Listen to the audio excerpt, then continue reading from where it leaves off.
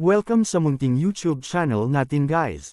Please support my videos. Like, comment and subscribe lang po mga idolo. Maraming salamat po. Story Present, Myriad World Inventory Box. Kabanata 841. Pagkatapos makipag-usap kay Bai Xiaoro, si Huang Feng ay nagmaneho papunta sa lugar ng konsyerto. Gayunpaman, halatang hindi siya makapasok ngayon, kaya kailangan niyang maghintay sa labas. Nang ipinarada ni Huang Feng ang sasakyan sa likod na pinto at nakasandal sa kotse, naghihintay sa pagkabagot, naramdaman niyang biglang tinapik ang kanyang balikat. Lumingon si Huang Feng at nakita ang isang babae na nakatayo sa kanyang harapan. Parang pamilyar ang babaeng ito, pero parang hindi niya kilala. "Sino ka?" tanong ni Huang Feng. "Hihi, hindi mo ako makikilala." Nakangiting sabi ng babae, puno ng pride ang mukha. Nang marinig ang kanyang boses, alam na ni Huang Feng kung sino ang taong ito. "Paano naging ikaw? Paano ka naging ganito? Kung hindi ko narinig ang boses mo, hindi talaga kita makikilala." Ang medyo hindi pamilyar na tao na nakatayo sa harap ni Huang Feng ay si Li Bingyan. Gayunpaman, ang kasalukuyang Li Bingyan ay hindi ang hitsura na nakita ni Huang Feng noon. Malaki ang pinagbago ng kanyang hitsura. Kung hindi siya magsasalita, talagang hindi siya makikilala ni Huang Feng. "Natuto akong mag-makeup sa panahong ito. Maganda ang epekto, di ba?" sabi ni Li Bingyan na may pagmamalaki. "It's more than good. This effect is comparable to a disguise. Hindi ko ini-expect na ganito pala ang kakayahan mo." Taos-pusong sabi ni Huang Feng. Hindi naman siya nag-e-exaggerate. Totoo ang sinabi niya. Napakaganda talaga ng makeup effect ni Li Bingyan. "Tama na," sinabi ni Li Bingyan. At pagkatapos ay sinabi kay Huang Feng, "Tara na. Hindi na ako makapaghintay na matikman ang iyong luto. Dahil dito, hindi ako masyadong kumain ngayong gabi. Hinihintay ko ang hapunan ngayong gabi. Pangako hindi kita pababayaan," sabi ni Huang Feng. Dahil sa iskandalo noong huling pagkakataon, sadyang pinagmasdan ni Huang Feng ang nakapaligid na sitwasyon pagkatapos ng pagmamaneho sa oras na ito. Ang kanyang lakas ay umabot na ngayon sa first-class realm, at ang kanyang perception ay mas malakas kaysa dati. Hanggat may nakamasid sa kanila, malalaman niya. Sa kabutihang palad, walang paparazzi sa mga oras na ito. Siguro gumana ang make-up ni Li Bingyan. Hindi nakilala ng mga taong iyon si Li Bingyan. "Dito ka nakatira." Nang makitang pumasok si Huang Feng sa isang medyo ordinaryong komunidad, nagtatakang tanong ni Li Bingyan. Sa katunayan, si Li Bingyan ay napaka-curious pa rin tungkol sa pagkakakilanlan ni Huang Feng. Noong una niyang makita si Huang Feng ay isa lamang ordinaryong security guard, ngunit nang maglaon, nalaman niyang may itinatago itong pagkakakilanlan. Siya ay talagang miyembro ng National Security Agency. Nang muli niya itong makita, nagmamaneho na ito ng sports car. Bukod dito, ang presyo ng sports car ay tila hindi mababa. Sa makatuwid, si Li Bingyan ay interesado pa rin tungkol sa pagkakakilanlan ni Huang Feng, ngunit hindi siya masyadong makapagtanong. Pagkatapos ng lahat, si Huang Feng ay miyembro ng National Security Agency. Maaaring may kasama itong ilang hindi masabi na mga lihim. Maraming sikreto ang kanyang kapatid sa kanyang pamilya. Sabi ni Huang Feng habang minamaneho niya ang sasakyan papunta sa garahe. Nang ihinto niya ang sasakyan ay tumingin siya sa likod. "Paano ang mga bodyguard na inayos ng kapatid mo para sa iyo?" tanong ni Huang Feng. Kanina lang, habang nasa daan, pinapansin niya ang sitwasyon sa likod ng sasakyan. Wala siyang nakitang sumusunod sa kanya, kaya medyo na-curious siya. "Nagsinungaling din ako sa kanila. Hindi nila alam na pupunta ako," sinabi ni Li Bingyan. "Paprotektahan mo ako, tama?" "Oo naman," sabi ni Huang Feng, "pero late ka lumabas. Mag-aalala ba ang assistant at bodyguards?" "Okay lang. Nag-text lang ako." "Hindi sila mag-aalala." Walang pakialam na sabi ni Li Bingyan. Sa katunayan, hindi tama si Li Bingyan. Labis na nag-aalala ngayon ang kanyang assistant at bodyguard sa kanyang kinaroroonan dahil sinabi lang ni Li Bingyan na naghanap siya ng kaibigan at babalik siya mamaya. Kung sino ang hinahanap niya, hindi niya sinabi. Gabi na, tumakbo palabas mag-isa si Bingyan. "Hindi ko alam kung saan siya nagpunta. Nag-aalala talaga ako." Nag-aalalang sabi ng assistant ni Li Bingyan. "Alam mo ba kung sinong kaibigan ang hinanap niya?" Tanong ng bodyguard ni Lee Bindian. Hindi ako sigurado. Umiling ang assistant ni Lee Bindian at sinabing. Bigla siyang sumigaw at sinabing, naalala ko, walang gaanong kaibigan si Bindian sa Jiangzhou. Dapat isang tao lang ang pumunta para makipagkita kaya huli na. WHO, Huang Feng, sabi ng assistant ni Lee Bindian. Yung taong nagligtas kay Miss Bindian noong nakaraan. Oo, siya iyon, sabi ng assistant ni Lee Bindian. Dumating si Lee Bindian sa Jiangzhou upang magsagawa ng konsyerto pangunahin dahil kay Huang Feng. At sa Jiangzhou, dapat ay si Huang Feng ang matalik niyang kaibigan. Kung gayon ay hindi dapat magkaroon ng anumang problema.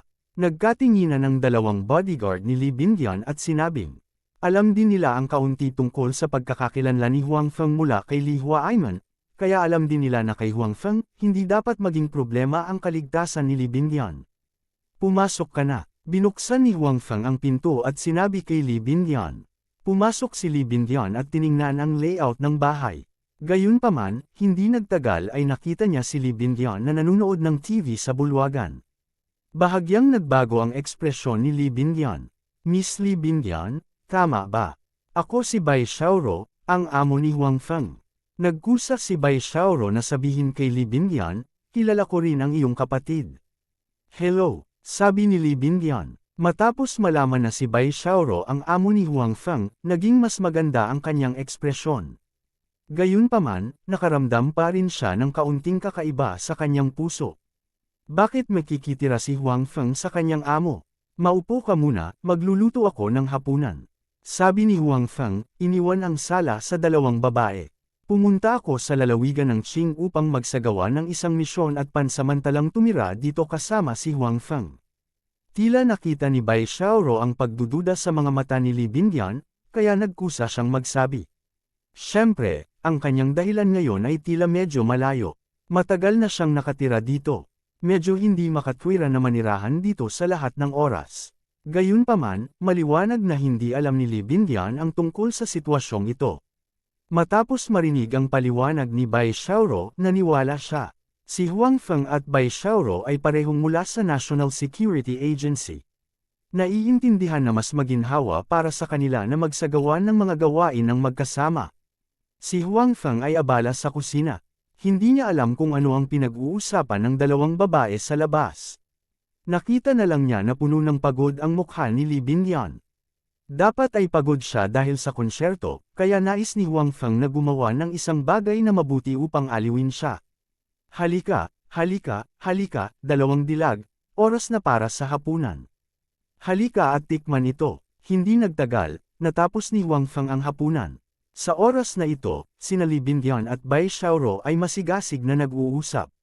Sa katunayan, si Bai Xiaoro ay palaging walang malasakit sa National Security Agency. Kadalasan, kakaunti ang mga taong nakakausap sa kanya. Gayunpaman, pagkatapos makilala si Huang Feng, tila nagbago ang lahat. Ngayon lang, nakachat niya si Lee Bindian ng ganoon katagal. Ito ay hindi maisip sa nakaraan. Kabanata 842.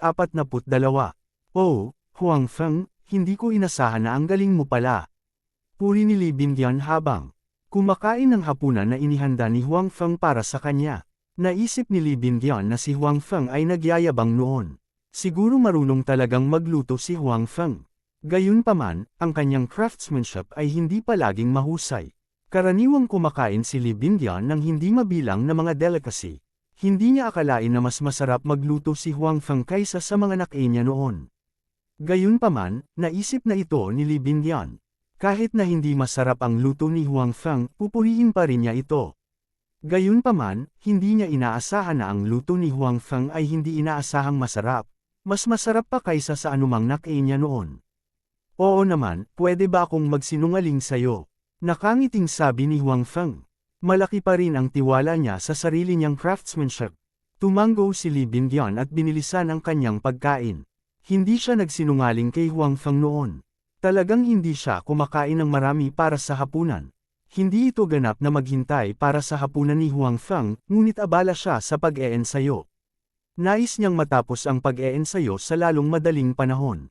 May sapat na oras sa gabi para lumabas kasama si Huang Feng, kaya ang oras ng pagkain ay pinaikli niya.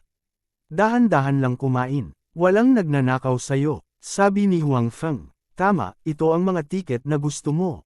May kabuuang 10 tiket. Naalala ni Li Bingyuan na sa pagkakataong ito ay dumating siya hindi lamang para mag-freeload kundi para maghatid din ng mga tiket.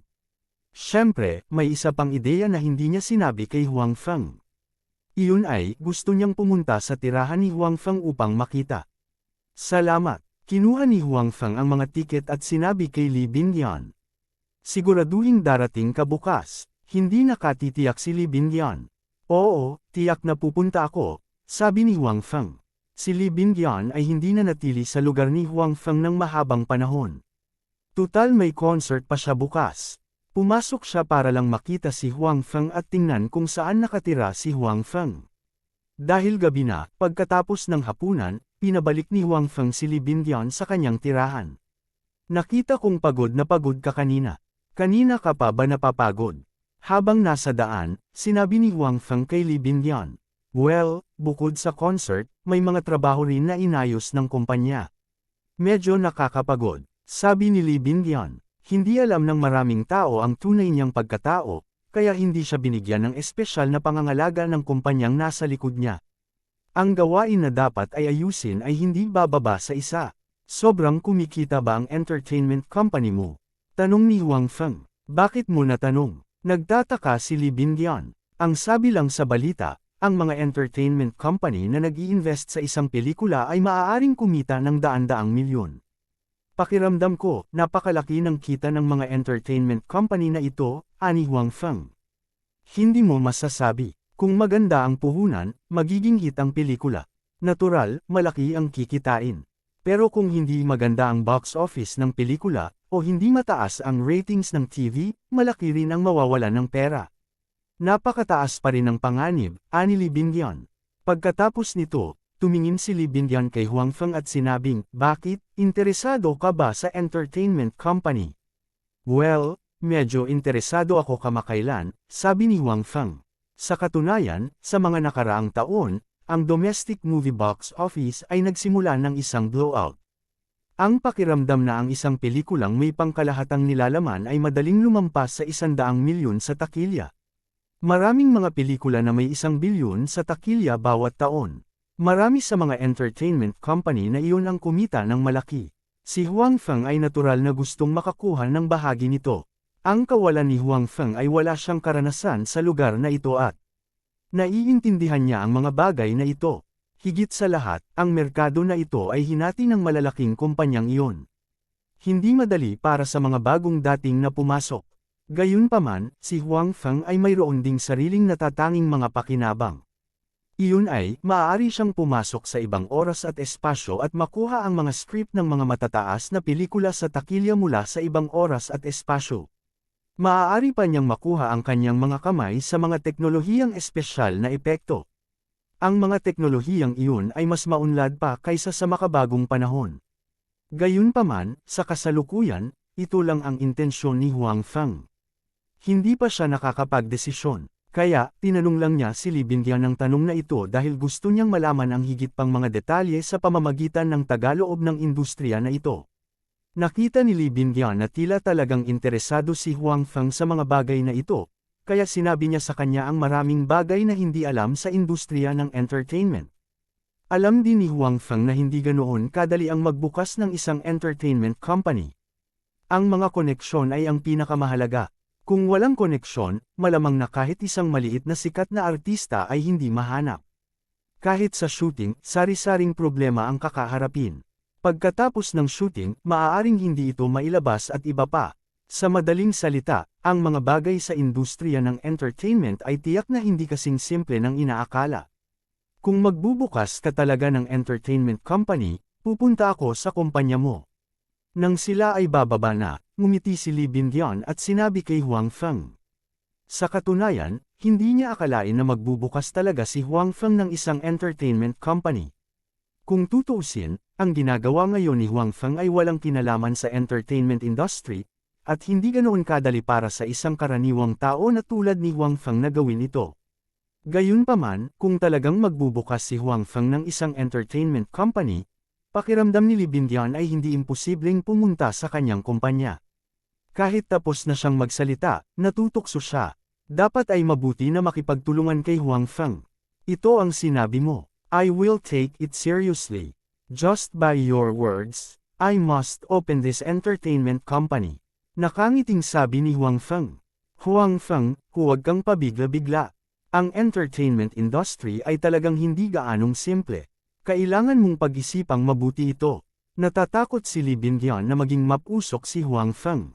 Kapag nakita niyang kumikita ang entertainment industry, walang paghahanda ang sasabak niya rito. Kung ganoon, ang magdurusa sa huli ay tiyak na si Huang Feng. Huwag kang mag-alala, hindi ako magiging impulsive. Kung hindi ako maghahanda, hindi ako gagawa ng desisyon, sabi ni Huang Feng. Mabuti naman, sinabi ni Li Bindian, kung gayon, aalis na ako. Magkita-kita tayo bukas. Magkita-kita tayo bukas. Gawin mo ang iyong makakaya, sabi ni Huang Feng. Gagawin ko, sabi ni Li Bindian. Pagkatapos, nagpakita siya ng isang misteryosong ngiti at sinabing, ginawa mo rin ang iyong makakaya. Nang makita ang likuran ni Li Bindian na umalis, bumulong si Huang Feng, hindi ko na kailangang magtanghal bukas. Bakit kailangan kong gawin ang aking makakaya? Nang bumalik si Li Bindian sa hotel, syempre, hindi maiwasang tanungin siya ng kanyang assistant. Nagpaliwanag sandali si Li Bindian bago siya nakahinga. Gayunpaman, pagkaalis ng assistant, nakahiga si Li Bindian sa kanyang kama at nagsimulang isipin ang sinabi ni Huang Feng sa kanya sa kalsada noon. Nararamdaman ni Li Bindian na si Huang Feng ay hindi isang taong nagsasalita ng walang iniisip. Since he asked about the entertainment industry and have the idea of opening an entertainment company, then he has this plan.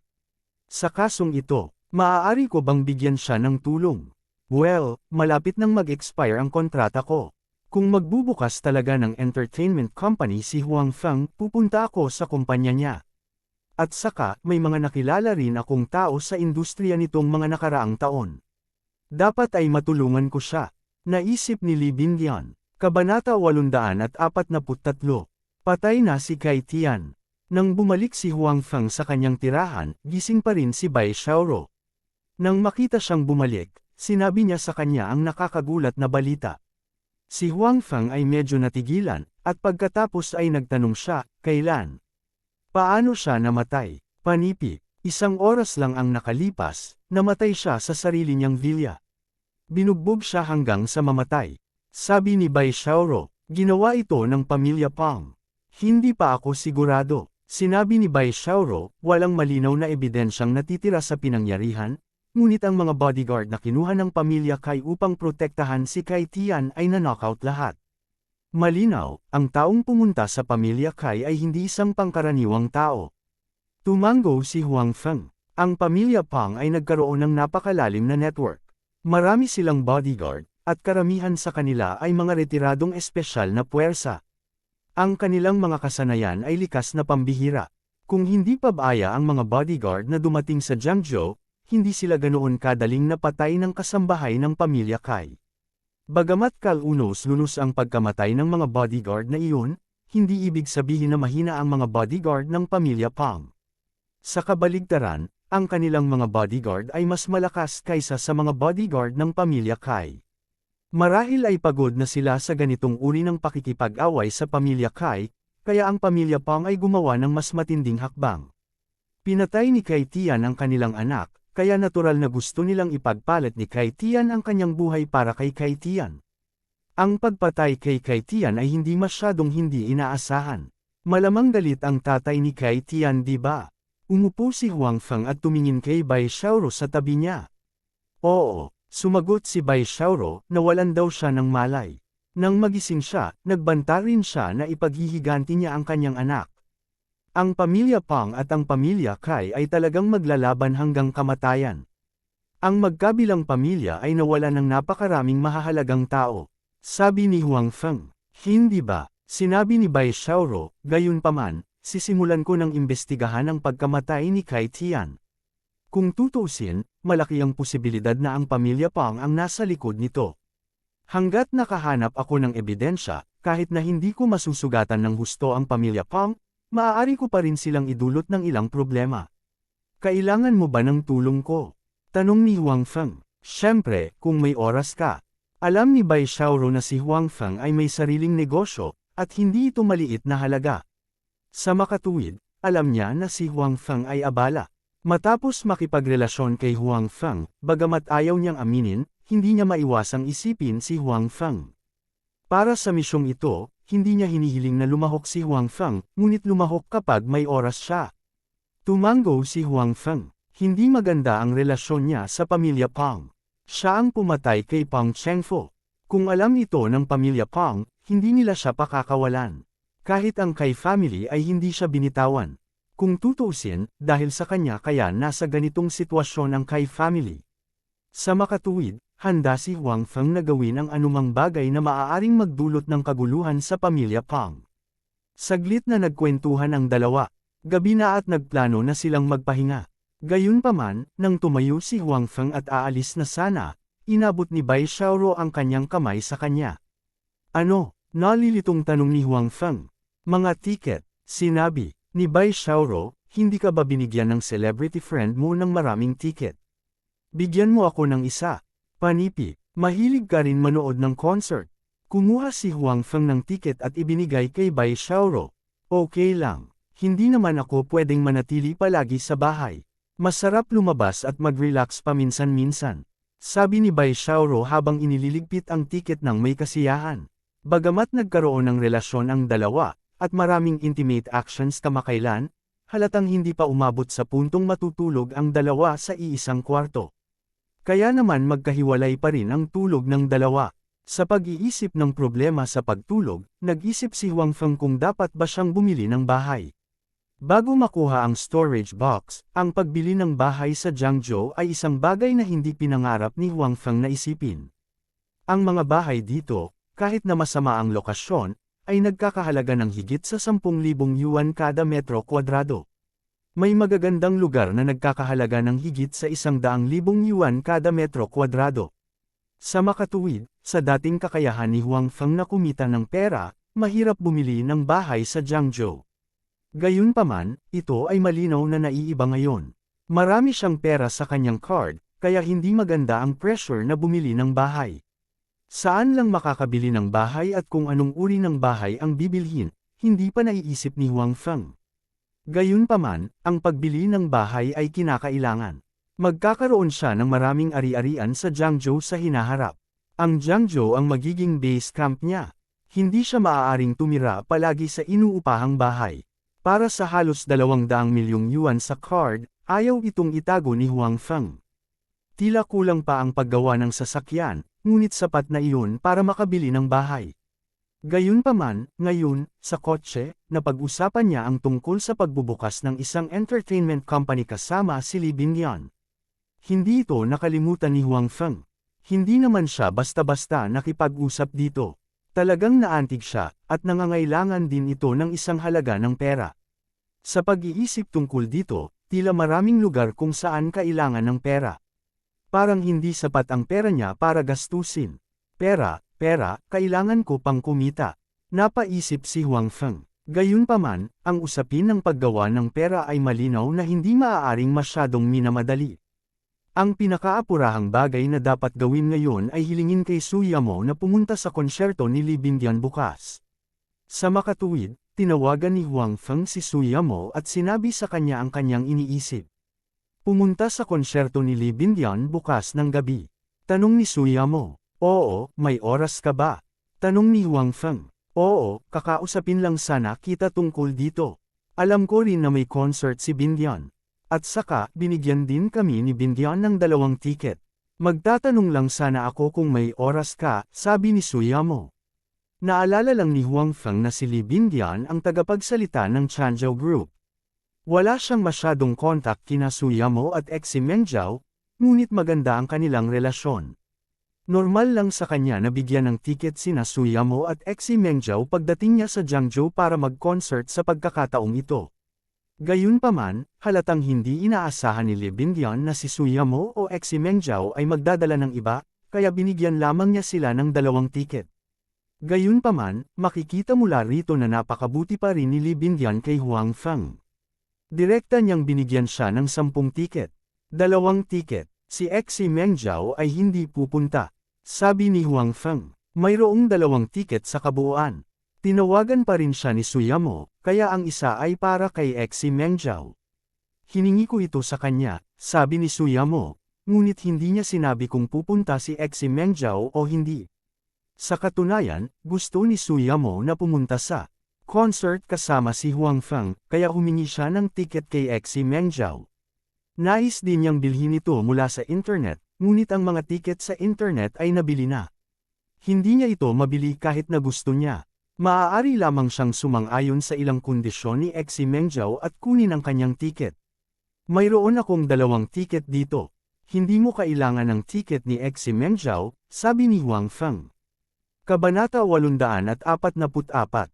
Saan mo nakuha ang tiket? Binili mo ba sila? Tanong ni Suyamo. Hindi, binigay sila ni Bindian sa akin, sabi ni Huang Feng. Nako, napakabuti ni Miss Bindian sa iyo, sabi ni Suyamo. Narinig niya kung paano tinawag ni Huang Feng si Li Bindian, kaya natural siyang nagkamali.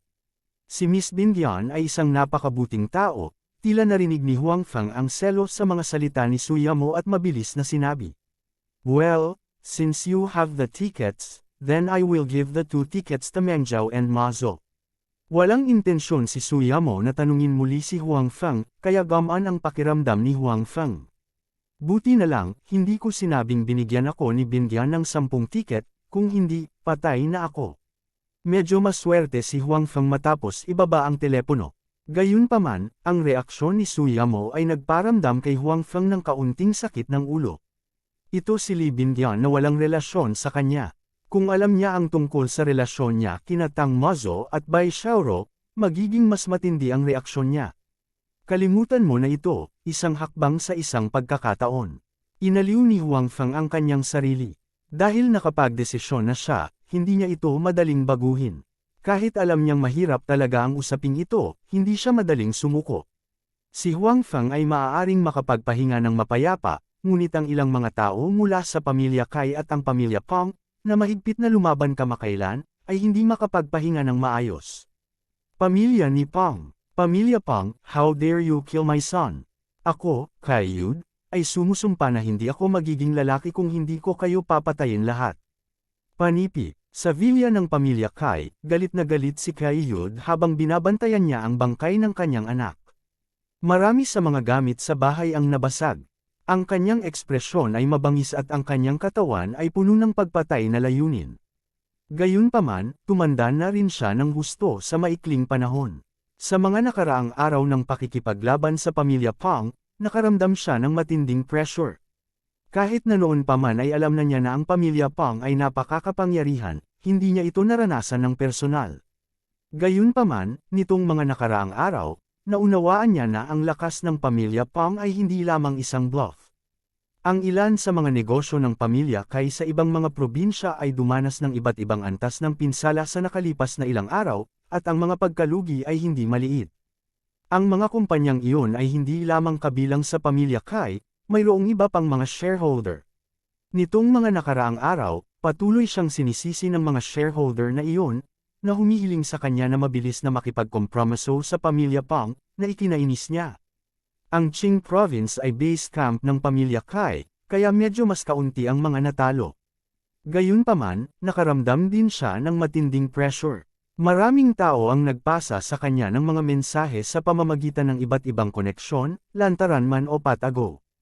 Inaasahan nila na ang pamilya Kai ay makikipagkompromiso sa pamilya Pang. Kung hindi, hindi nila matutulungan ng matagal ang pamilya Kai. Alam ni Kai Yud na pagkatapos ng video, halos imposible para sa pamilya Kai na makipagkompromiso sa pamilya Pang. Natukoy na ng pamilya Pang na ang pagkamatay ni Pang Chengfo ay sanhi ng Kai Tian, kaya tiyak na hindi nila papakawalan ng madali si Kai Tian. Siyempre, nagkaroon pa rin ng kislap ng pag-asa dahil hindi ang ama ni Pang Chengfo ang pinuno ng pamilya Pang. Kahit na siya ay isang mahalagang tao sa pamilya Pang, hanggat ang pamilya Kai ay nagbabayad ng sapat na halaga, hindi imposibleng ayusin ang usaping ito.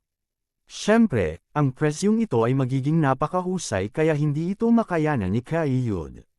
Gayunpaman, dahil napakatindi ng pressure kamakailan, naisip na ito ni Kai Yud para protektahan ang kanyang anak.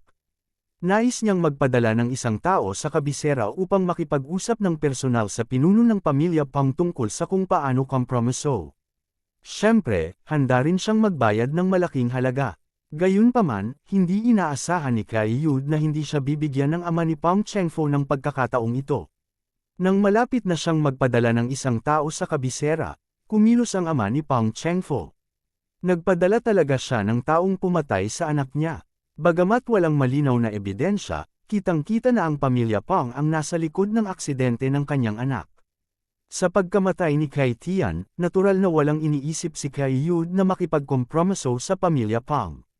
Ang dahilan kung bakit gusto niyang makipagkompromiso noon ay ganap na protektahan ang kanyang anak. Ngayong patay na ang kanyang anak, bakit siya makikipagkompromiso? Ang tanging gusto niya ngayon ay ang makipaglaban hanggang kamatayan sa pamilya Pang. Gusto niyang ipaghiganti ang kanyang anak. You must seek justice for our son. Ang ating anak ay napakabata pa, gayunpaman siya ay pinatay ng ganoon lamang. Ang mga bastos na iyon mula sa pamilya Pang ay nararapat na mamatay. Dapat silang lahat ay ilibing kasama ng ating anak. Namumula ang mga mata ng ina ni Kai Tian sa pag-iyak. Ilang beses na siyang nahimite. Si Kai Tian ang kanyang nag-iisang anak na lalaki, at mahal na mahal niya ito mula pa noong bata pa siya. Sa huli, kinailangan niyang paalisin ang kanyang anak bago ito mamatay. Hindi pa rin niya matanggap ang ganoong sitwasyon. Alam ko, hindi ko pababayaan ang pamilya Pang. Talagang isasama ko sila Lil Tian sa impyerno. Mabangis na sabi ni Kai Yud. Sa oras na ito, siya ay nahulog na sa kabaliwan at nawalan ng malay. Wala siyang pakialam sa negosyo, batas, at iba pa. Bagamat kadalasan ay gusto niyang pag-alitan ang kanyang anak, sa kanyang puso, mahal na mahal din niya ang kanyang anak. Ngayong patay na ang kanyang anak, paanong hindi siya malulungkot? Habang iniisip ni Kai Yud ang tungkol sa paghihiganti sa pamilya Pang, ang ama ni Pang Chengfo ay masama rin ang pakiramdam. Sa pagkakataong ito, pinangunahan niya ang pamilya Pang na pumunta sa Jiangzhou. Bagamat marami siyang dapat gawin, naglaan pa rin siya ng oras na pumunta sa Jiangzhou para sa kapakanan ng kanyang anak. Gayunpaman, hindi niya inaasahan na pagdating sa Jiangzhou, talagang makakatanggap siya ng balita na patay na si Pang Chengfo. Noong mga oras na iyon, halos himatayan siya sa pag-aakalang hindi totoo ang balita. Gayunpaman, sa video, malinaw na sinabi ng mga taong iyon na si Pang Chengfo ay patay na at ang kanyang katawan ay itinapon sa labas ng lungsod. Ito talaga ang katotohanan. Matapos makumpirma na totoo ang balitang ito, gusto niyang patayin ang pamilya Kai. Sa kanyang palagay, isang pamilya sa isang maliit na lugar ang nang-ahas na patayin ang kanyang anak. Ito ay hindi mapapatawad, kaya naman gusto niyang mailibing ang pamilya Kai kasama ng kanyang anak.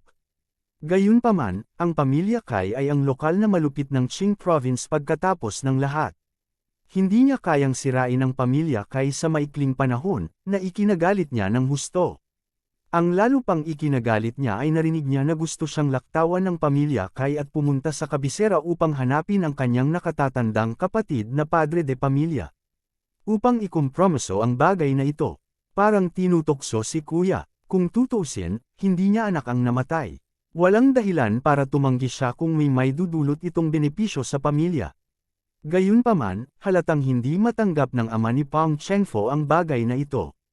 Kaya naman, nakipagsapalaran siya at nagpadala ng mga bantay sa pamilya Kai para patayin si Kai Tian. Sa ganitong paraan, tiyak na hindi maiisip ng pamilya Kai na magkompromiso, at maaari niyang patuloy na sirain ang buong pamilya Kai. Kabanata 845. Bagamat pinatay si Kai Tian, hindi pa rin bumuti ang mood ng ama ni Pang Chengfo. Pagkatapos ng lahat, kahit na namatay si Kai Tian, o kahit na ang buong pamilya Kai ay nawasak, ang kanyang anak na si Pang Chengfo ay hindi na muling mabubuhay. Ito ay isang paraan lamang para mailabas niya ang kanyang galit. Ang higit na ikinalungkot niya ay pagkatapos na patayin ng gwardya si Kai Tian, bumalik ang mga taong lumabas ng lungsod upang hanapin ang bangkay ng kanyang anak, na nagdadala sa kanya ng magandang balita at masamang balita. Ang magandang balita ay natagpuan na rin sa wakas ang kanyang anak, bagamat isa lamang itong bangkay. Ang masamang balita ay hindi napatay ng baseball bat ang kanyang anak. Sigurado ka bang hindi ka nagkamali ng nakita? Tinitigan ng ama ni Pang Chengfo ang gwardya at nagtanong. Ang kanyang mga mata ay puno ng pagpatay na layunin. Sa mga araw na ito, medyo masama ang ugali niya. Hindi lang ang pamilya kayang pinuntirya niya, maging ang mga taong nakapaligid sa kanya ay nakaranas din ito. Gayunpaman, hindi nagbago ang ekspresyon ng gwardiya habang sinabi niyang, sigurado akong hindi ako nagkamali ng nakita. Hindi napatay ng baseball bat si Young Master. Napatay siya sa pamamagitan ng suntok gamit ang panloob na puwersa. Lalong naging mabangis ang mga mata ng ama ni Pang Chengfu. At the same time, medyo naging complicated siya. Hindi niya inaasahan na mangyayari ito. Malinaw na sinabi sa video na napatay ang kanyang anak sa pamamagitan ng baseball bat. Maging si Kai Tian mismo ay umamin. Sa huli, sinira pa niya ang bangkay para sirain ang ebidensya. Gayunpaman, ano ang nangyayari ngayon? Napatay na niya si Kai Tian para ipaghiganti ang kanyang anak, ngunit ngayon ay sinabi sa kanya na maling tao ang kanyang pinatay. Ang taong pumatay sa kanyang anak ay ibang tao. Ibig sabihin ba niloloko siya? Hindi nag-alinlangan ang ama ni Pang Chengfu sa sinabi ng gwardiya na nasa harapan niya dahil ang taong ito ay isa sa kakaunting tao sa kanilang pamilya na may panloob na puwersa. Bukod dito, ang kanyang panloob na puwersa ay medyo malakas. Sa pagkakataong ito, dumating siya sa Qing Province na may kabuuang 2 ganoong tao. Ang isa ay ang gwardiya sa kanyang harapan, at ang isa ay ang taong pumunta upang pumatay kay Kai Tian. Pareho silang malakas, dahil sinabi niya na ang kanyang anak ay pinatay sa pamamagitan ng panloob na puwersa, hindi ito dapat mali.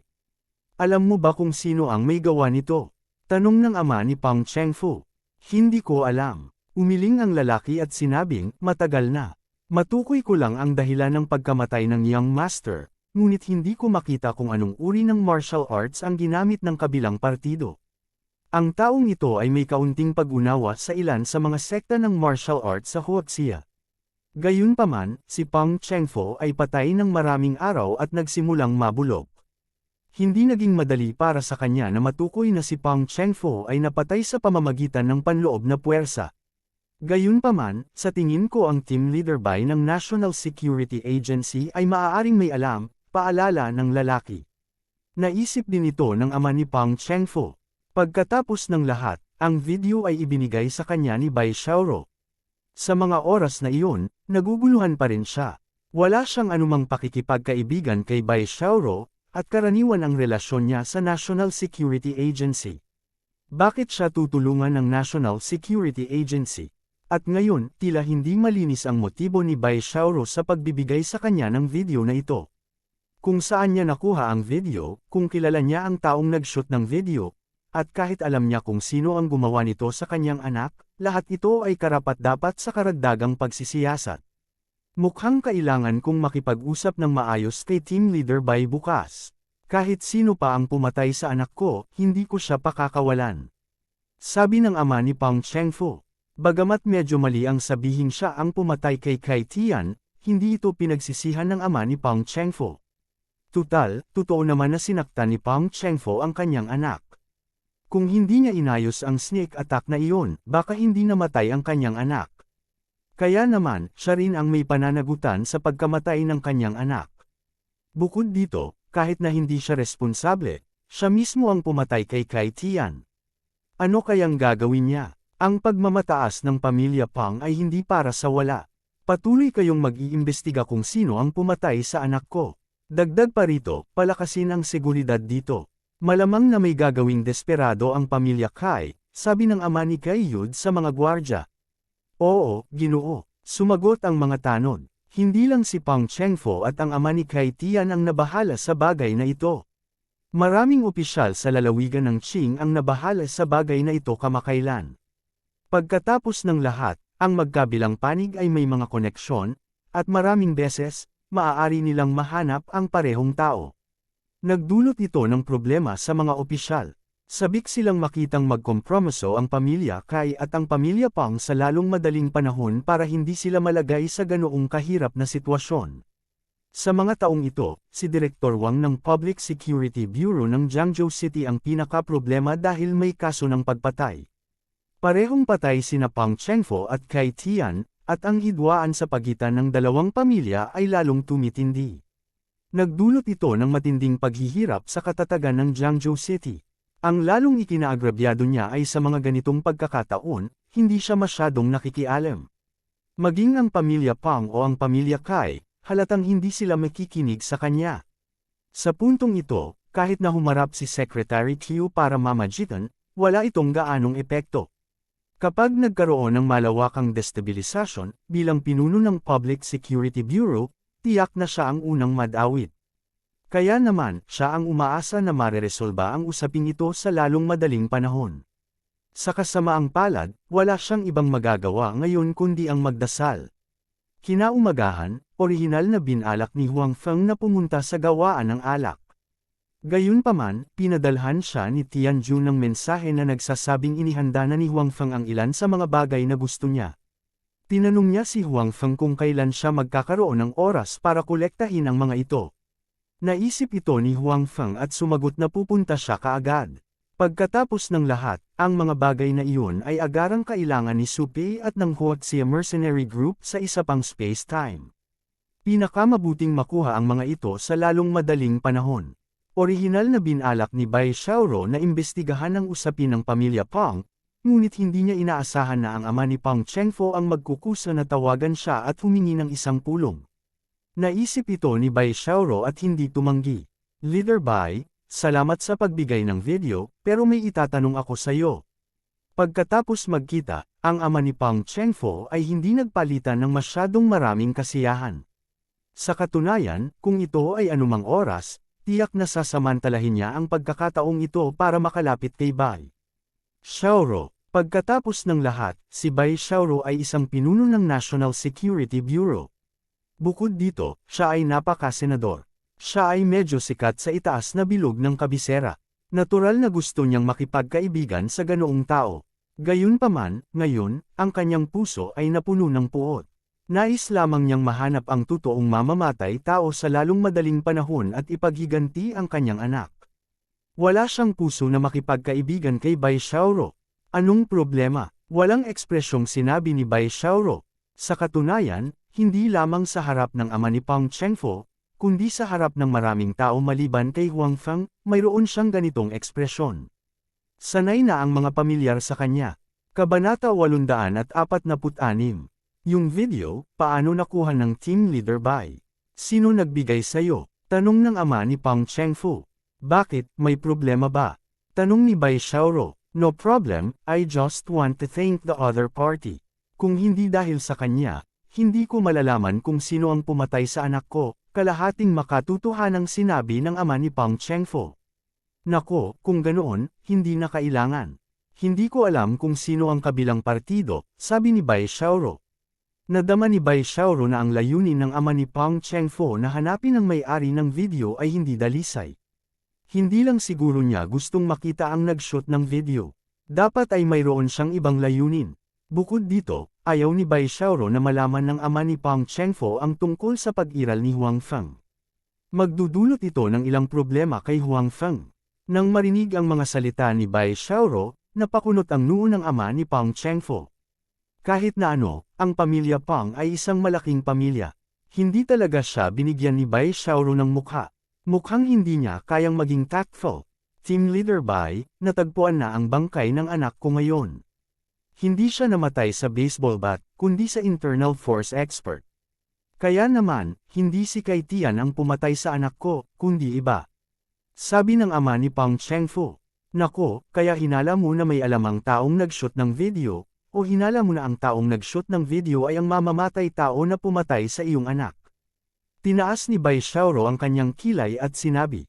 Bagamat hindi gaanong nagbago ang ekspresyon ni Bai Xiaoro, mayroon pa rin siyang ebidensya sa kanyang puso.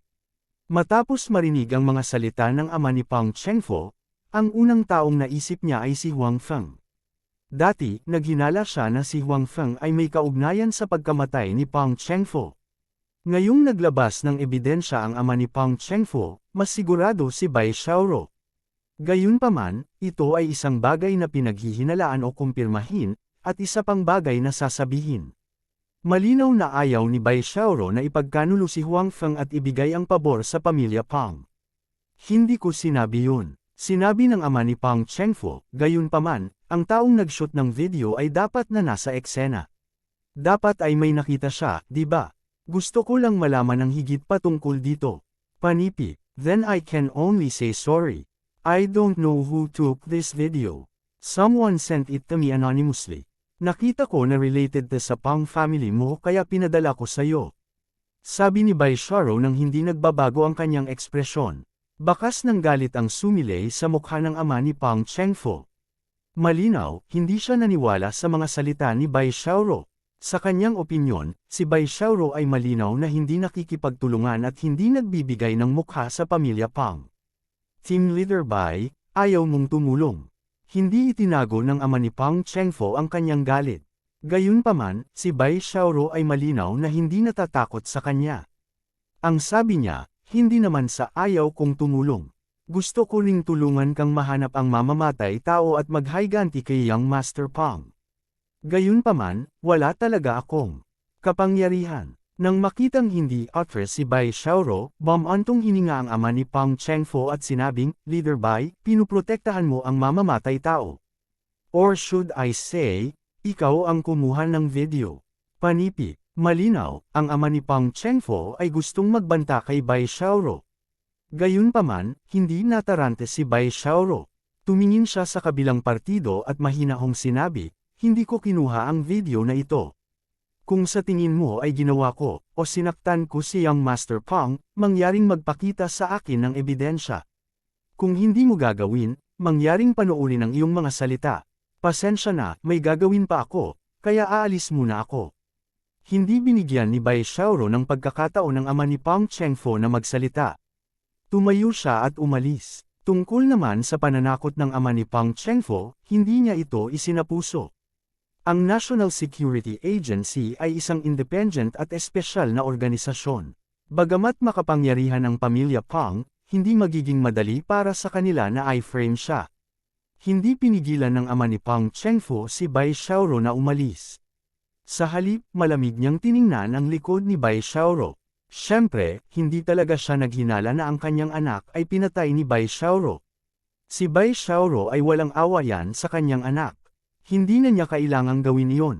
Bukod dito, ang pagkamatay ng kanyang anak ay hindi umayon sa estilo ng paggawa ng mga bagay ng National Security Agency. Gayunpaman, naniniwala ang ama ni Pang Chengfo na dapat may alam si Bai Xiaoro. At least, dapat alam niya kung sino ang kumuha ng video. Gayunpaman, maaaring may relasyon sa kanya ang taong iyon, ngunit hindi niya ito intensyon na sabihin ito ng malakas. Ang isang maliit na pinuno ng National Security Agency ay talagang hindi nagbibigay ng mukha sa akin. Hindi siya nagbibigay mukha sa aking pamilya Pang. Siya ay masyadong matapang, sabi ng ama ni Pang Chengfo sa sarili. Gayunpaman, sa ngayon, maaari lamang niyang i-pressure si Bai Xiaoro sa pamamagitan ng kanyang mga koneksyon. Wala siyang lakas ng loob na salakayin si Bai Xiaoro. Kung aatakihin niya si Bai Xiaoro, magiging provocation ito sa buong National Security Agency. Dapat itong malaman na ang National Security Agency ay lubos na nagkakaisa. Sa makatuwid, kapag inatake niya si Bai Xiaoro, ang mga kahihinatnan ay magiging napakaseryoso. Habang si Bai Xiaoro at ang ama ni Pang Chengfo ay magkaharap, si Huang Feng ay pinangunahan ni Tianjun upang tanggapin ang batch ng mga armas. Iba ito sa naisip ni Huang Feng. Hindi masyadong nakatago ang lugar kung saan ginawa ang mga armas. Bukod dito, ang mga dekorasyon ay napakarilag. Marami pang ang modernong makina sa loob. Hindi ito tulad ng naisip niya, kung saan isa-isang pinik ang mga armas. Ito si Boss Fu. Nang dumating si Tianjun kasama si Huang Feng, mayroon ng isang lalaki na may mukha na puno ng magandang kapalaran na naghihintay sa pintuan. Malinaw, natanggap na niya ang balita na darating sina Huang Feng at Tianjun. Boss Fu, ito si Huang Feng. Siya rin ang amo sa pagkakataong ito. Kung kontento na siya sa mga armas sa pagkakataong ito, iuutos niya rito ng matagal sa hinaharap, sabi ni Tianjun sa nasa katanghaliang gulang na may mukha na puno ng magandang kapalaran. Huwag kang mag-alala, wala talagang problema sa mga armas dito. Ginagarantiya ko na pareho kayong masisiyahan. Inaasahan ko rin na ipagpatuloy ang ating pakikipagtulungan kay Boss Huang, nakangiting sabi ng nasa katanghaliang gulang na lalaki. Ang nasa katanghaliang gulang na lalaking ito ay may mahusay na craftsmanship sa paggawa ng mga armas, na ipinasa sa kanyang pamilya. Gayunpaman, sa pag-unlad ng panahon at paglitaw ng iba't ibang mga advanced na teknolohiya, si Boss Fu ay hindi sumunod sa mga patakaran. Sa halip, nakipagsabayan siya sa mga panahon at ipinakilala at binago ang maraming mga advanced na teknolohiya. Dahil dito, unti-unting gumaganda ang mga armas na ginawa sa kanyang pabrika, at ang kanyang maliit na pagawaan ay palaki ng palaki. Gayunpaman, hindi ito ang panahon ng malamig na mga armas. Bukod dito, bagaman hindi siya mahigpit na ipinagbabawal ng bansa na maging sa linyang ito ng trabaho, maraming mga paghihigpit. Sa makatuwid, ang kanyang pabrika ay pumasok na sa isang bottleneck, at walang paraan upang magpatuloy sa pagpapalawak. Ang utos na tinulungan ni Tianjun si Huang Feng ay isang malaking order para kay Boss Fu. Bukod dito, sinabi rin ni Tianjun na ito ay unang batch pa lamang. Kung nasiyahan ng employer, magkakaroon ng higit pang mga order sa hinaharap. Sa makatuwid, binigyang halaga ni Boss Fu ang utos na ito at agad na inayos ang paggawa ng mga armas. Kabanata 847. Ang pabrika ni Boss Fu ay talagang isa sa pinakamahusay sa Jiangzhou, o maging sa buong lalawigan ng Qing. Dahil siya ay ganap na nakatuon sa paggawa ng mga armas para kay Huang Feng, ang kahusayan ng kanyang panday ay napakataas. Hanggat ang mga produkto ay kasiya siya, umaasa rin akong patuloy na makipagtulungan sa iyo, sabi ni Huang Feng. Hayaan mong ipakita ko sa inyong dalawa ang paligid nitong munting lugar ko.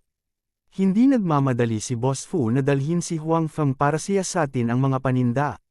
Sa halip, gusto niyang ipakita sina Huang Feng at Tianjun. Gayunpaman, ang kanyang lugar ay hindi isang maliit na lugar, at ito ay sumasakop sa isang malaking lugar. Hindi tumutol sina Huang Feng at Tianjun. Masyado rin silang curious sa lugar na ito. Sa pangunguna ni Boss Fu, binisita ni Huang Feng at Tianjun ang kanyang paggawaan ng pagpanday ng armas. Ayon kay Boss Fu, mayroong dalawang paraan ng forging sa kanyang workshop. Ang isa ay puro manual forging. Ang mga armas na ginawa sa ganitong paraan ay may mga katangian, maganda, at napaka-praktikal. Ang iba pang uri ng armas ay ginawa sa mga batch gamit ang mga makina tulad ng lathes. Sa mga tuntunin ng kalidad, ang ganitong uri ng armas ay bahagyang mas mababa kaysa sa uri na ginawa sa pamamagitan ng kamay. Gayunpaman, ang kalamangan ay na ito ay mas mabilis at mas mura upang makagawa. Kailangan ni Huang Feng ng maraming armas, at ang oras ay mahigpit. Kaya naman, tiyak na imposible para sa kanya na manu-manong tekay ng mga ito ng isa-isa. Boss Huang, huwag kang mag-alala. Kahit na ang mga espadang iyon ay ginawa sa isang streamlined na proseso, talagang walang problema sa mga tuntunin ng kalidad. Sa buong Qing Province, hindi ka makakahanap ng lugar na mas mahusay kaysa sa akin, tiniyak ni Boss Fu kay Huang Feng. Tumango si Huang Feng at hindi nagsalita. Kapag nagpunta sila upang inspeksyonin ang mga kalakal mamaya at makita ang mga partikular na epekto ng mga espadang iyon, malalaman nila kung nagyayabang si Boss Fu o hindi. Bukod sa forging workshop, may laboratory talaga si Boss Fu. Ayon sa kanya, sa pamamagitan lamang ng pagsulong sa panahon ay hindi sila maaalis ng merkado. Sa makatuwid, kailangan nilang patuloy na magbago at lumikha ng mas mahusay na mga armas. Anuman, hinangaan ni Huang Feng ang katapangan at pananaw ni Boss Fu. Tumingin siya sa kanya at sinabing, Boss Fu, kumusta na ang industriyang ito? Dapat maganda ang takbo ng iyong negosyo, tama ba? Panipi, halos sapat na ito upang maghanap buhay, sabi ni Boss Fu. Sa pagkakataong ito, baka sa mukha niya ang pagkalungkot. Sa panahon ngayon, wala na masyadong tao ang custom-made swords on a large scale gaya ng sa iyo. My main source of profit is the domestic sword enthusiasts. They spend money on custom-made swords, and there are not much of them. They are all made by hand, kaya medyo mataas ang presyo. Gayunpaman, walang masyadong tao na ganyan, kaya hindi ko na ma-maintain ang sitwasyon ko ngayon. Imposibleng kumita ako ng malaki ngayon. Bumilis ang tibok ng puso ni Huang Feng nang marinig niya iyon, ngunit hindi niya ito ipinakita sa kanyang mukha. Sa halip, patuloy niyang sinundan si Boss Fu. Dahil siguro sa usapan kanina, pero mukhang hindi maganda ang mood ni Boss Fu mamaya. Maya-maya, natapos na ang tour nila. Dinala ni Boss Fu sina Huang Feng at Tian Jun sa bodega. Maraming mga kahon doon. Binuksan niya ang isa sa kanila at sinabi, ito ang mga espada na gusto mo. Nandito silang lahat. Tingnan mo. Tumango si Huang Feng at kumuha ng espada. Ang estilo ng espada ay medyo parang tang sword. Ito ay mga 70 sentimetro ang haba at may matalim na gilid. Malinaw, hindi ito ang uri ng espada na hindi nahasa. Ito rin ang kahilingan ni Huang Feng. Nais niyang ang mga espadang ito ay pumatay ng mga tao at mahiwagang hayop, hindi lamang para saktan sila. Sa makatuwid, ang paghasa ng espada ay kinakailangan. Siyempre, ang kahilingang ito ay nagdulot din sa kanya ng pera. Kinuha ni Huang Feng ang espada at naglakad patungo sa isang kahoy na istaka na inihanda ni Boss Fu. Ang kahoy na istaka ay humigit kumulang 30 sentimetro ang lapad at 40 sentimetro ang haba. Hinawakan ni Huang Feng ang espada gamit ang isang kamay at nilaslas ito. Ang kahoy na istaka ay nasira sa dalawang bahagi. Tiningnan ito ni Huang Feng. Ang hiwa ay napakakinas, at hindi siya nakatagpo ng labis na pagtutol sa paglalaslas nito. Obviously, napakatalas ng espadang ito. Pagkatapos ay pumunta si Huang Feng sa isang nakasabit na lubad ng abaka. Sa pamamagitan ng isang laslas, naputol ang lubad ng abaka, at ang dulo ay napakakinas.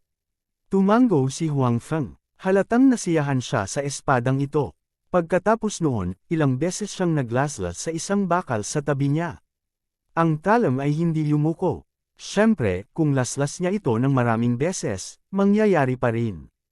Pagkatapos ng lahat, sinabi ni Boss Fu kay Huang Feng noon na ito ay isang tapos na produkto ng gawaing pagpupulong. Tiyak na magkakaroon ng ilang mga kapintasan, ngunit ito ay napakahusay. Kasabay nito, dahil sa problema ng mga materyales at ilang teknikal na problema, hindi inaasahan ni Huang Feng na gagastos ng napakaliit na pera upang hayaan si Boss Fu na gumawa ng napakaraming banal na armas para sa kanya ng sabay. Siya ay lubos na nasisiyahan sa kasalukuyang pamantayan. Boss Huang, nasisiyahan ka ba sa mga bagay na ito? Nang makita ang ekspresyon sa mukha ni Huang Feng, sa wakas ay ngumiti muli si Boss Fu. Kung nasiyahan si Huang Feng, ang utos na ito ay maituturing na tagumpay. Sa hinaharap, maaari niyang ipagpatuloy ang pakikipagtulungan kay Huang Feng, at ang kanyang pabrika ay maaaring magtamasa ng magandang buhay sa ilang sandali. Pagkatapos ilagay ang espada sa kahon, nakangiting sinabi ni Huang Feng kay Boss Fu, satisfied, very satisfied. Napakaganda ng mga gamit ni Boss Fu. Sa wakas ay gamaan ang loob ni Boss Fu. Anya, ano sa palagay mo ang ating pakikipagtulungan sa hinaharap? Hindi yun urgent. Ikanaway ni Huang Feng ang kanyang kamay at sinabing, pag-usapan natin ang tungkol sa isa pang kooperasyon ngayon. Anong kooperasyon? Medyo nalilitong tanong ni Boss Fu. Nakita ko lang na parang hindi masyadong maganda ang sitwasyon dito. I wonder if Boss Fu has any ideas to deal with it. Sabi ni Huang Feng. Nang bumisita siya ngayon, biglang napagtanto ni Huang Feng na ang pagpapanday at pangangalakal ng mga armas ay isa ring industriya na may malaking kita. Kung iyon ang kaso, bakit hindi ito kunin sa kanyang mga kamay? Mayroon siyang 2 bakanteng merkado sa likod niya, at maaaring marami pa sa hinaharap. Sa ganoon kalaking market, wala siyang kalaban-laban. Kung hindi pa rin siya kumikita, ito ay hindi makatwiran. Ang negosyo ng armas ay palaging isang napakakumikitang negosyo. Kung gusto niyang kumita, tiyak na kakailanganin niya ng maraming armas sa hinaharap. Kung ganoon, bakit hindi magtayo ng pabrika ng armas? Sa ganitong paraan, maaari siyang kumita ng mas maraming pera, at ito ay magiging mas maginhawa. Sa hinaharap, hindi siya nasa panganib na kontrolin ng iba. Si Huang Feng ay lubos na nasisiyahan sa pabrika sa kanyang harapan, kaya siya ay nagkaroon ng ideya na bilhin ito. Siyempre, kung ayaw ni Boss Fu, hindi siya pipilitin ni Huang Feng. Makakahanap na lang siya ng ibang pabrika. Maliit man ang sukat sa una, sa kanyang puhunan, mabilis itong lalawak. Kabanata 848. Mga ideya. Natigilan si Boss Fu. Hindi niya inaasahan na itatanong ito ni Huang Feng. Gayunpaman, ngumiti siya ng mapait at sinabing, anong mga ideya ang maaari kong makuha? Kung may utos, tatanggapin ko na lang at magsisikap na pagbutihin ang aking kakayahan. Ano pa ang magagawa ko? Gayunpaman, ang domestic market ay ganito lang, kaya hindi masyadong maganda ang epekto. Kung gayon, Boss Fu, naisip mo na bang makipagtulungan sa iba? Tanong ni Huang Feng. Actually, medyo interesado ako sa factory mo. Pagtutulungan. Paano? Tanong ni Boss Fu na medyo nalilito. Mamumuhunan ako dito at magmamay-ari ng isang bahagi ng mga pagbabahagi, sabi ni Huang Feng. Gusto mo rin ba sa industriyang ito? Tanong ni Boss Fu. I'm not trying to discourage you, but this industry is really difficult to do. You're the only one who made such a big order this time. Ang bilang ng mga order na ginawa mo ay maihahambing sa bilang ng mga order na ginawa ng factory ko sa nakalipas na 6 na buwan. Hindi nagsisinungaling si Boss Fu kay Huang Feng. Bihira para kay Huang Feng na umorder ng napakaraming espada. Kadalasan, kakaunti lang ang order niya, ang ilan ay mula sa sword enthusiast, at ang ilan ay mula sa mga taong tulad ni Tian Jun. Gayunpaman, ang kabuuang bilang ng mga order na ginawa niya ay mas mababa pa rin kaysa sa iniutos ni Huang Feng sa pagkakataong ito. Sa makatuwid, sa opinyon ni Boss Fu, hindi isang matalinong desisyon para kay Huang Feng na pumasok sa industriyang ito. Maganda ang impresyon niya kay Huang Feng, kaya pinaalalahanan niya si Huang Feng. It's okay, kaya ko naman ang benta. I'm just waiting for you to say something. Are you willing to cooperate with me? Casual na tanong ni Huang Feng.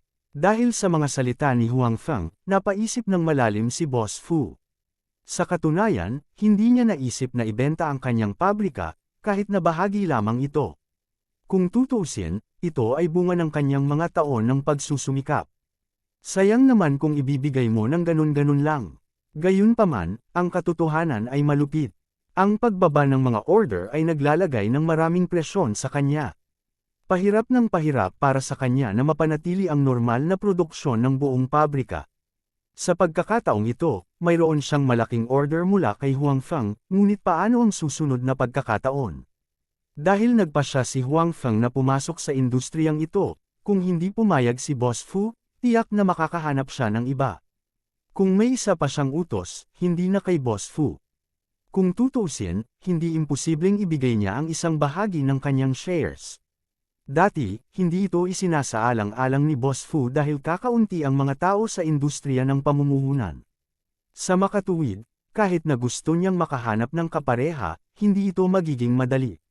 Ngayon, si Huang Feng ay isang magandang pagpipilian. Boss Fu, kung kailangan mong pag-isipan ito, makakapaghintay ako, sabi ni Huang Feng. Hindi, biglang inangat ni Boss Fu ang kanyang ulo at tumingin kay Huang Feng. Boss Huang, seryoso ka bang mag-invest dito? Malinaw, natakot. Si Boss Fu na si Huang Feng ay kumikilos lamang sa isang kapritsyo. Maya-maya ay ayaw na niyang ituloy. Kung nangyari iyon, ang kanyang pabrika ay magkakaproblema. Siyempre, hindi ako magbibiro tungkol sa pera ko. Hindi tumutubo ang pera ko sa mga puno, sabi ni Huang Feng. Sigurado ka bang malulutas mo ang problema sa pagbebenta? Ito ay isa pang tanong na ikinabahala ni Boss Fu. Wala siyang problema sa paggawa ng mga espada. Siya ay may tiwala sa kanyang sariling craftsmanship at ang forging standards ng kanyang pabrika. Gayunpaman, gaano man kaganda ang mga produkto, kung hindi ito maipagbibili, wala itong silbi. Oo, pinapangako ko sa iyo yan. Sabi ni Huang Feng. Anong biro? Mayroon siyang 2 malalaking palengke sa likuran niya. Nag-aalala lamang siya tungkol sa kawalan ng sapat na mga produkto. Paano siya mag-aalala na hindi niya maibenta ang mga ito? Sa wakas, may hiling ako. Kung papayag ka, papayag akong makipagtulungan sa iyo, seryosong sabi ni Boss Fu. Ano ito? Sabihin mo sa akin, sabi ni Huang Feng. Kung tutuusin, ang pabrika na ito ay ako ang nagpatakbo. May nararamdaman na ako para dito. Sana pagkatapos ng pagtutulungan, maipagpatuloy ko ang pamamahala sa pabrika na ito, sabi ni Boss Fu. Malinaw, natatakot siya na pagkatapos mabili ni Huang Feng ang kanyang pabrika, siya ay itulak sa isang tabi. No problem at all, I can promise you now, sabi ni Boss Fu. Sa katunayan, kung hindi ginawa ni Boss Fu ang kahilingang ito, hiniling sa kanya ni Huang Feng na manatili at magpatuloy sa pamamahala sa pabrika. Kung tutuusin, mas pamilyar si Boss Fu sa lugar na ito, at maaari siyang maglaan ng mas maraming lakas para gumawa ng iba pang mga bagay.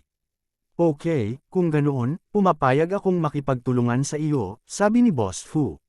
Sa katunayan, pumayag siyang makipagtulungan kay Huang Feng dahil ayaw niyang makitang sirain sa sarili niyang mga kamay ang pabrika na kanyang itinayo.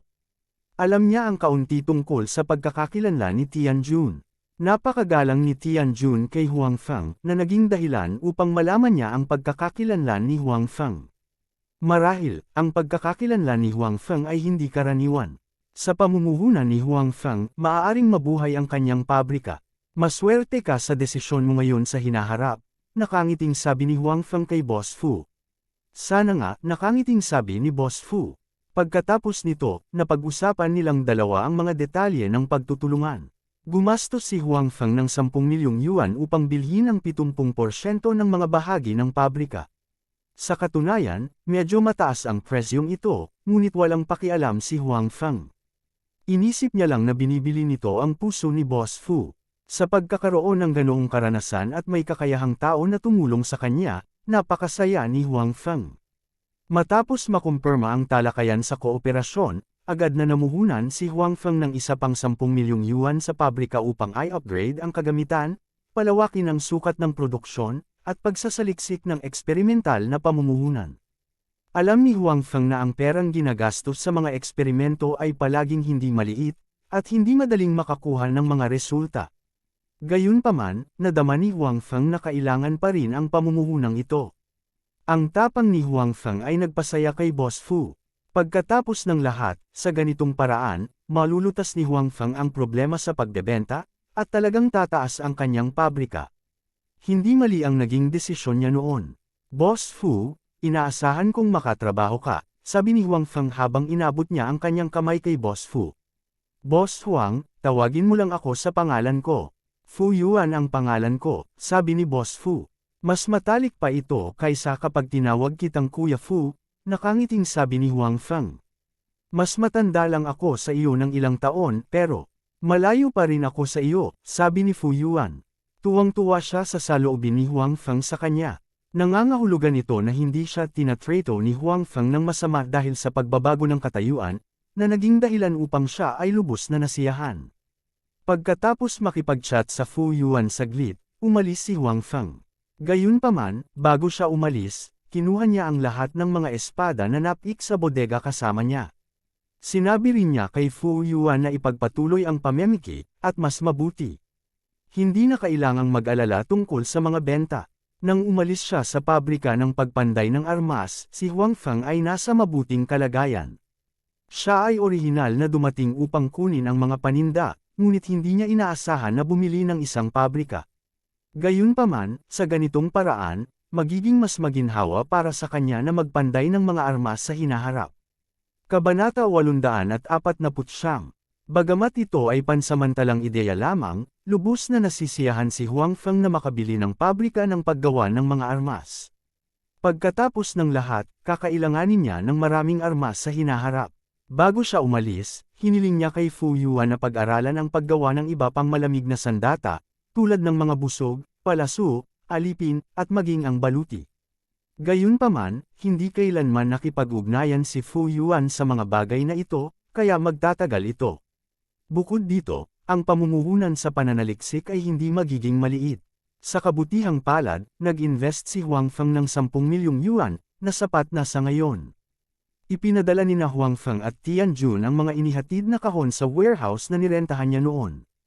Katulad noong nakaraan, natural na hindi angkop para kay Huang Feng na ilagay ang mga bagay na ito sa storage ring sa harap ng iba. Bukod dito, sa pagkakataong ito, marami pang bagay. Kahit na magkaroon siya ng 2 singsing sa imbakan sa isang araw, hindi ito magiging sapat upang mapuno ang lahat ng ito. Sa makatuwid, ang isang bodega ay kinakailangan. May sitwasyon ba ang pamilya Pang at ang pamilya Kai? Sa kotse, tinanong ni Huang Feng si Tianjun. Para sa mga gawain ng dalawang pamilyang ito, hindi talaga sila lubos na binaliwala ni Huang Feng.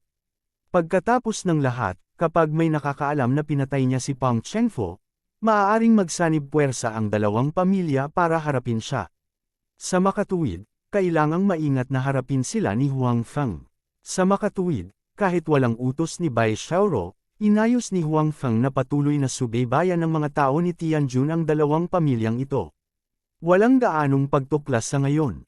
Sinabi ni Tianjun, mabuti ang pamilya Kai, ngunit ang mga tao mula sa pamilya Pang ay napakalakas. Ang aking mga tao ay halos matuklasan ng ilang beses. Hindi yan mga ordinaryong tao. Sabihin mo sa iyong mga tao na mag-ingat. Hindi mahalaga kung hindi ka makakakuha ng anumang kapakipakinabang na impormasyon. Maaari mong dahan-dahan, ngunit hindi mo dapat ilantad ang iyong sarili, maunawaan. Sabi ni Huang Feng, ang mga tao mula sa pamilya Pang ay pawang mga retiradong espesyal na puwersa. Paano sila may kukumpara sa mga gangster ni Tianjun? Sa makatuwid, hindi nagulat si Huang Feng na hindi sila makakakuha ng anumang kapakipakinabang na impormasyon. Alam ko, sagot ni Tianjun. Gayunpaman, ang pag-urong na ito ay hindi nasaktan sa kanya. Sa halip, napukaw nito ang kanyang pagiging mapagkompetensya. Bagamat sinabi rin ni Huang Feng na hindi mahalaga kung wala siyang mahanap, si Tianjun ang gagawa nito mismo. Dapat siyang makahanap ng isang bagay na kapakipakinabang. Matapos ilagay ang mga espada sa bodega, umalis si Tianjun. Matapos isara ni Huang Feng ang pinto, dinala niya ang isang bahagi ng mga espada sa vilya at ibinigay ito kina Ning Wushuang at Little Tanuki. Kasabay nito, tinanong din sila ni Huang Feng tungkol sa mga bagay na dinala nila noon at kung paano ang mga benta. Ang feedback na nakuha niya ay nagpasaya kay Huang Feng. Maging ito ay mga pampaganda, asin, o monosodium glutamate, lahat sila ay napakapopular sa dalawang espasyo. Ito ang resulta matapos taasan ni Huang Feng ang presyo ng 3 beses. Hindi pa rin matugunan ng supply ang demand. Kasabay nito, dahil sa pagdating ng mga bagay na ito, at dahil tanging sina Ning Wushuang at Little Tanuki lang ang may mga bagay na ito, parehong nakatanggap ng maraming atensyon ang Chamber of Commerce ni Ning Wushuang at Huaxia Mercenary Group ng Little Tanuki. Siyempre, may good side at bad side. Sa kabutihang palad, kahit na si Ning Wushuang o si Little Tanuki, pareho silang may sapat na martial strength para protektahan sila. Ang mga gustong manggulo para sa kanila ay bumalik na lahat ng mahina ang loob. Ito rin ang nagpasaya kay Huang Feng. Sa kabutihang palad, pinili niyang bumuo ng kanyang martial strength noong siya ay nasa dalawang espasyong iyon. Ngayon, sa wakas ay inaani na niya ang mga gantimpala. Ang dahilan kung bakit nangangati ang puso ni Huang Feng ay si Ning Wushuang man o si Little Tanuki. Tinulungan nila si Huang Feng na mangolekta ng ilang magagandang bagay. Sa kasamaang palad, ang mga bagay na iyon ay hindi maaaring dalhin sa katotohanan, kaya maaari lamang silang maiimbak sa kanila. Nakatingin lang si Huang Feng sa kanila ng may inggit. Pagkatapos magpaalam kina Ning Wushuang at Little Tanuki, nagpatawag si Huang Feng ng isang matalinong robot mula sa isa pang space-time. Hindi para hayaan siyang tulungan siyang magbenta ng mga armas, kundi para bigyan siya ng misyon. Mula ngayon, tulungan mo akong mangolekta ng mga script ng matataas na box office na pelikula o teleserye na may mataas na rating. Bilhin ang mga ito at isulat ang mga ito para sa akin. Bilang karagdagan, maghanap ng ilang magagandang kumpanya ng special effect at subukang makipag-ugnayan sa kanila. Mas maganda kung maaari mong makuha ang mga ito. Kung wala kang sapat na pera, maaari kang makipag-usap sa akin. Sabi ni Huang Feng sa robot. Naghahanda na siya para sa kanyang entertainment company. Bagamat gumastos lamang siya ng higit sa 20 milyong yuan ngayon, mayroon pa rin siyang ibang karera. Gayunpaman, malinaw na hindi nakalimutan ni Huang Feng na gusto niyang magsimula ng sarili niyang entertainment company. Ang nakakaramdam siya ng kaunting problema ay hindi niya basta-basta nadala ang mga bagay mula sa ibang mga espasyo sa realidad. Buti na lang at binili niya ang matalinong robot na ito dati. Kahit na ang presyo ay hindi mura at ito ay mas mahigpit, ang memorya nito ay napakahusay.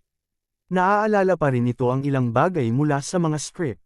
Tungkol naman sa teknolohiya ng mga espesyal na epekto, natural na kailangan ito ni Huang Feng.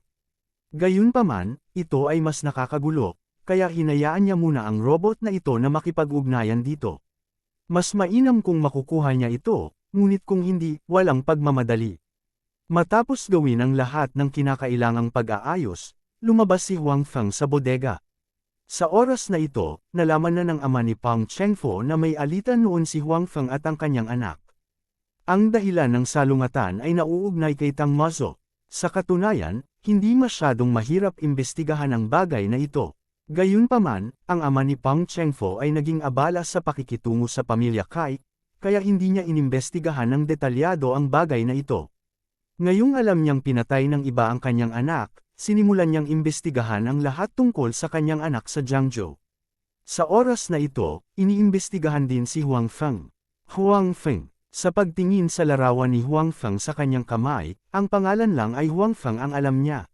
Dati siyang security guard, at tila may relasyon kay Tang Mazo. Wala siyang ibang alam, kaya hindi niya alam kung may kaugnayan si Huang Feng sa pagkamatay ng kanyang anak. Imbestigahan agad itong sitwasyon ni Huang Feng. Gusto kong malaman ang lahat tungkol sa kanya. Nadama ng ama ni Pang Chengfo na maaaring hindi kasing simple nang iniisip niya si Huang Feng. Kung isa lang siyang ordinaryong security guard, imposibleng may kinalaman siya kay Tang Mazo. Sa makatuwid, kailangan niyang imbestigahan ang lahat tungkol kay Huang Feng. Oo, sagot naman ng katabi niyang guard. Para sa mga taong tulad nila na may mga kasanayan at maaaring gumamit ng mga koneksyon, ang pagsisiyasat sa isang tao ay hindi masyadong mahirap. Ang mga tao ng pamilya Pang ay nag-iimbestiga kay Huang Feng. Sa oras na ito, lumipat ang kanilang focus mula sa pamilya Kai. Kung tutuusin, alam na nila na maling akusasyon si Kai Tian. Ngayong patay na si Kai Tian, hindi na kailangang mag-aksaya ng labis na enerhiya sa pamilya Kai. Gayunpaman, si Kai Yu, na kamamatay lang ng kanyang anak, ay halatang ayaw palayain ng ganoon kadali ang pamilya Pang. Siya ay naghahanap ng pagkakataon upang maghayganti sa pamilya Pang at ipaghiganti ang kanyang anak. Kabanata 850, sa laro mas mababa New World mas mahigit, pagkatapos ng isang yugto ng pag-unlad, ang lakas ng karamihan sa mga manlalaro ay tumaas ng kaunti. Ang pagkakaiba sa lakas sa pagitan ng iba't ibang malalaking kapangyarihan ay tumaas din. Ang mga sitwasyon kung saan pinigilan o nilamon pa nga ng malalaking kapangyarihan ang mas maliliit na kapangyarihan ay nangyari paminsan-minsan. Ang buong mundo ng laro ay nagbago mula sa isang labanan sa pagitan ng mga manlalaro at mga halimaw patungo sa isang labanan sa pagitan ng mga manlalaro at manlalaro. Ang Samsara ay isa sa nangungunang 10 guild sa mas mababa New World mas mahigit. Mayroon silang libu-libong opisyal na miyembro at daan-daang libong panlabas na miyembro. Isa itong malaking guild. Ang Cloud Valley ay isa rin sa mga nangungunang guild sa mas mababa New World mas mahigit. Medyo marami silang miyembro at medyo malakas din. Gayunpaman, wala sila sa top 10, kaya may gap pa rin sa pagitan nila ni Samsara. Ang dalawang guild na ito ay matagal nang magkaaway. Mula ng labanan ng Silver Moon Howling Celestial Wolf, ang salungatan sa pagitan ng dalawang panig ay lumaki at lumaki. Bagamat hindi nagkaroon ng malaking salungatan, nagkaroon ng kaunti sa maliliit na salungatan. Sa mga salungat na ito, ang Cloud Valley ay nakaranas ng ilang pagkalugi. Gayunpaman, hindi sila natakot, at hindi rin sila umatras. Sa halip, pinili nilang ipagpatuloy ang pakikipaglaban kay Samsara. Sa kasalukuyang mundo, maraming guild ang nakapagtayo na ng sarili nilang mga lungsod. Bagamat napakahirap pa ring makakuha ng City Creation Token, hindi nito mapigilan ang malalaking guild na patuloy na maghanap ng mga malalaking boss. Ngayong mas marami na silang tao at mas malakas na kaysa dati, natural na mas madali para sa kanila na makipaglaban sa mga amo. Siyempre, gayunpaman, dahil sa katawa-tawang drop rate ng City Creation Token, wala pang 10 guild ang maaaring magtayo ng sarili nilang mga lungsod. Sa buong laro, mayroong higit sa 10 milyong guild. Kahit na hindi lahat ng guild ay gustong magtayo ng kanilang sariling lungsod, marami pa rin ang gustong gumawa nito. Bilang resulta, ang City Creation Token ay napakapopular pa rin. Sa kasamaang palad, hindi ito naibenta sa merkado. Ang Samsara ay isa sa ilang mga guild na nagtayo ng kanilang sariling lungsod. Bagamat hindi nila nagawang nakawin ang City Creation Token mula sa Cloud Valley, umasa sila sa kanilang sariling lakas upang pumatay ng Celestial Beast at makuha ang City Creation Token.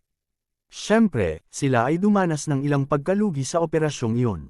Halos lahat ng pumunta ay namatay kahit isang beses. Naubos din nila ang kaunti sa kanilang mga kayamanan.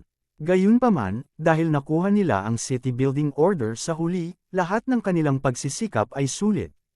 Higit pa rito, tiyak na dahil nagkaroon sila ng kalamangan sa pagtatayo ng kanilang lungsod ng maaga kaya mabilis nilang napalawak ang kanilang lakas. Sa simula, nasa ibaba sila ng 10 Great Guild, ngunit ngayon, nasa pangatlo na sila. Ang ganitong uri ng pagpapabuti ay lubhang kahanga-hanga. Naging sanhi din ito ng High Heaven Valley, na nagkaroon ng salungatan sa kanila, na makaramdam ng matinding pressure. Ngayon, ang buong mundo ng paglalaro ay muling nagkagulo. Ito ay dahil ang isa sa 10 mahusay na sinaunang divine artifact, ang Dragon God Cauldron, ay malapit ng ilabas. Ang Dragon God Cauldron na ito ay ipinakilala din sa opisyal na website. Isa ito sa 10 Great Ancient Divine Artifacts, at ang kapangyarihan nito ay walang hangganan. Maaari itong magamit upang pinuhin ang gamot at pataasin ang rate ng tagumpay ng pagpino ng gamot. Nagkaroon din ito ng pagkakataon na pinuhin ang espesyal na gamot at dagdagan ang iba pang mga epekto. Kasabay nito, ang Divine Dragon Cauldron na ito ay maaari ding gamitin bilang sandata. Ang kapangyarihan nito ay parehong kamangha-mangha, at hindi ito mas mababa sa mga Immortal Artifact o Divine Artifact na iyon. Sa kasalukuyan, walang maraming Immortal Artifact sa buong mundo ng laro, at wala ni isang Divine Artifact. Ngayon na biglang may balita tungkol sa isang Ancient Divine Artifact na mas makapangyarihan kaysa sa isang Divine Artifact, natural na tuwang-tuwa ang lahat. Naghanda silang lahat na sumugod sa lugar kung saan lilito ang Divine Artifact, na gustong makuha ang Divine Dragon Cauldron.